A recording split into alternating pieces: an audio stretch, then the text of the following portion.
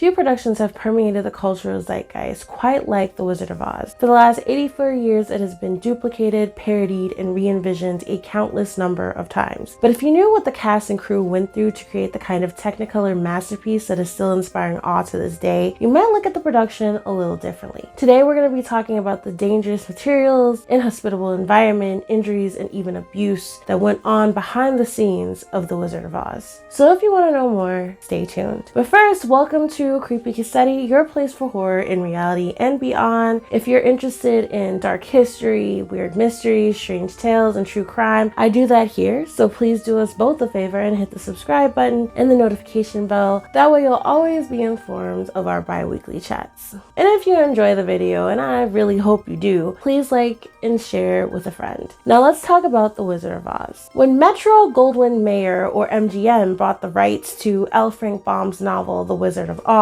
they probably had no idea how truly iconic the movie would become. It was filmed in 1939. Movie making was in its beta era. After all, only a few decades separate The Wizard of Oz from the first silent film. But they dared to dream. With a budget of $2 million, a few well-known names, some very realistic, for the times, costumes, an iconic movie was created. But in the age before CGI and video editors, creating a scene of wow-inducing Technicolor was a real feat. To truly illuminate all the costumes, makeup, and props, they needed lights, and a lot of them. So much so that the set was often 100 degrees. People were covered in sweat, constantly passing out from the heat, often causing filming to be paused for a short period of time while people regained their bearings. Filming would often go on for 16 hours a day, so it was literally more than half a day of extreme discomfort. But it seems that no one would have been more impacted by the heat than Burt Lahr, who played the Cowardly Lion. The costume was made of real lion's hide and weighed over 90 pounds. He would sweat profusely the entire time he was in costume, to the point that at the end of the night, 2 assistants had to dry the costume out.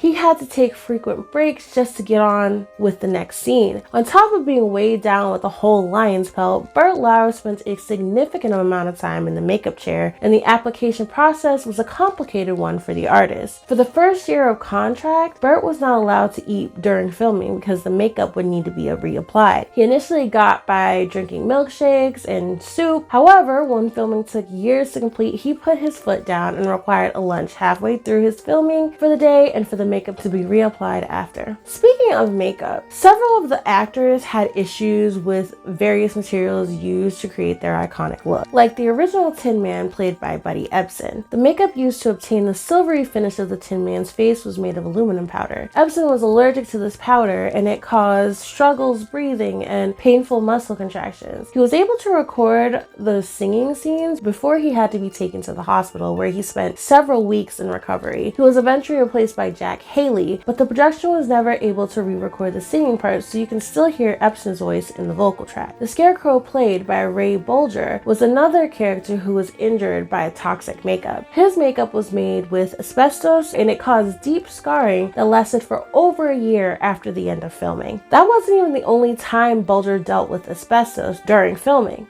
The whole cast and crew was sprayed with the stuff during the poppy scene. Pure asbestos crystalline fibers were used to simulate snow. You know what the craziest part about that is? It's not like at the time they had no idea the kind of damage asbestos should do to the human body. Health concerns about asbestos has been raised as early as 1890s, but it wasn't restricted until the 1970s. So basically, they just sprinkled the entire cast and crew with buckets of cancer powder. Lovely. The broom that Hamilton and her body doubles carried around was also made of carcinogenic materials. Margaret Hamilton, who played the Wicked Witch, really got the short end of the stick in many ways. For one, copper makeup used to create her iconic green face would often overheat from the sheer heat coming off of the light. This would singe the skin and cause little burns all over her body. During one scene where the Wicked Witch was supposed to disappear in a cloud of smoke, a trapdoor beneath Hamilton malfunctioned. This scene required smoke and sparks to go off where the witch would have just been, spin. As a result, she suffered from second-degree burns to her face and a third-degree burn to her hand. She spent 2 months recovering and nearly lost her job. Her time away was unheard of in the industry, an industry that clearly cared more about making their next dollar and less about the safety of the performers and crew, not unlike Hollywood today in many instances. They were finally able to get her back in under the condition that she would no longer have to film scenes involving pyrotechnics. The studio hired Betty Danko as Hamilton's stunt double during the fire scenes. Unfortunately, Betty herself suffered a serious fire-related injury. A prop room made of steaming pipe exploded, severely burning Danko's legs. She had to be taken to the hospital where she spent 11 days recovering, and her legs were never the same after her injuries. Another stunt double by the name of Aline Goodwin had to fill in for Danko to finish the scene. But I want to talk more about Margaret Hamilton. She was a dedicated educator and kindergarten teacher prior to taking on the role of the Wicked Witch of the West. She really had a love for teaching and the children that she taught. After her excellent portrayal, people struggled to separate the actress from the role, especially little children. When they would meet Margaret, many would cower, cry, and hide behind their parents. Some would even wander up and ask her why she was so mean to Dorothy. They really thought she was as mean as the Wicked Witch. Honestly, a testament to her acting abilities. But it was disheartening. The last thing she wanted to do was scare off the babies. Her own nephew didn't want to meet her. He understood that it was just a movie, but he was concerned that she might be like her character. In 1975, she appeared on Mr. Rogers' Neighborhood to show her makeup transformation into the witch and explained that it was simply a role and she was nothing like her character. These interactions never stopped her from contributing. She often donated to charitable organizations relating to the health and betterment of children. Of any cast member, Judy Garland truly had it the worst. She was 16 when filming began. Her body was shapely and she was, for lack of a better word, blossoming. But the character of Dorothy, while the book doesn't outright mention her age, was imagined as being around 11 years old. Therefore, the studio did what they could to hide her form beneath extremely tight corsets and childlike dresses. They watched her weight closely, making her follow a strict diet of cottage cheese, chicken broth,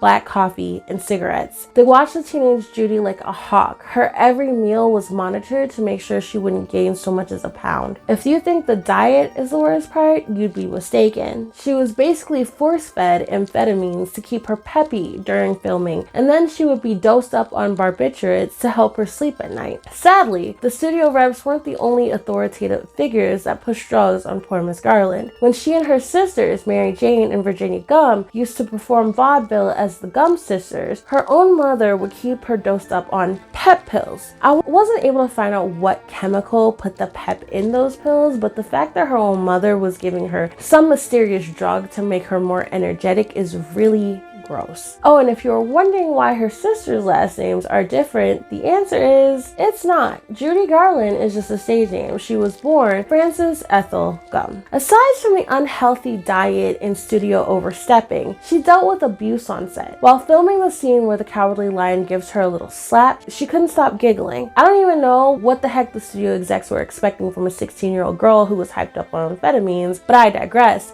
They kept having her redo the scene because of the giggling. While director Victor Fleming called her over, slapped her, and told her to go in there and work. She stopped giggling after that. Let me tell you, I don't know where her mama was, but slap my kid and there's gonna be hell to pay. And I don't know how he got away with that, but that's old Hollyweird for you. Judy was also allegedly sexually assaulted by some of the actors that played the Munchkins. They were often middle-aged men who would reach their hands up the teenage Judy's skirt. I say allegedly because she apparently only disclosed this tidbit of filming to her third husband, Michael Sidney Luft. Luft would go on to disclose this information in his memoir. I mean, memoir or not, considering all the scandal produced by Hollywood, would you really be surprised? Assuming that's true, it's horrifying that this girl could not catch a break. No one was protecting her. No one had her back. She was out there getting taken advantage of at every freaking turn, and I hate that for her. We could literally have an entire video just on Judy Garland's life, because it was